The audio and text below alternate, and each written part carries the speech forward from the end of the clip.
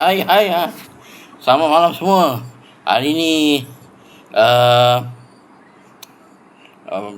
aktiviti malam di Taman Gembira Okay, bas kita pun dah sampai daripada Kota Baru dan juga Alustar.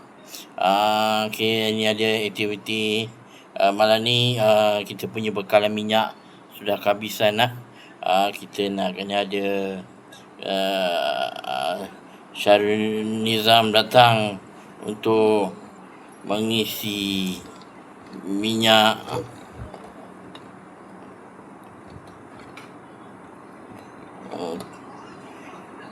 untuk bekalan minyak di Taman Gembira, stesen di Taman Gembira.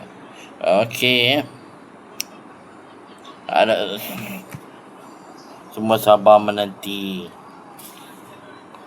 Abang Syarul kita sedang melakukan kerja.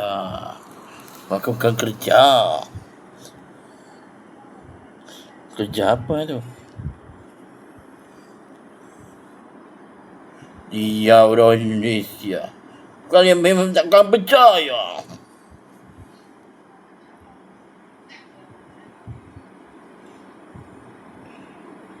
Kerana tidak sampai keputusan Fed. Main dengan Yankee. Dah tergila kan.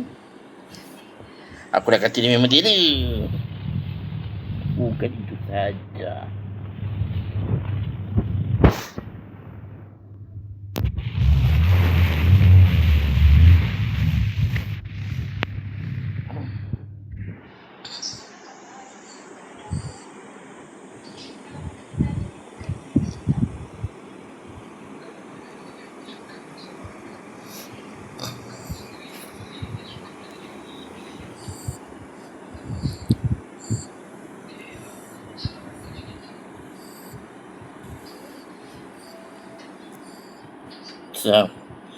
Sabar menanti bekalan minyak sedang kami turunkan bekalan minyak kita dah tambah untuk diesel dan juga petrol untuk kegunaan penduduk di sini. Okey, sabar menanti ya. Okey.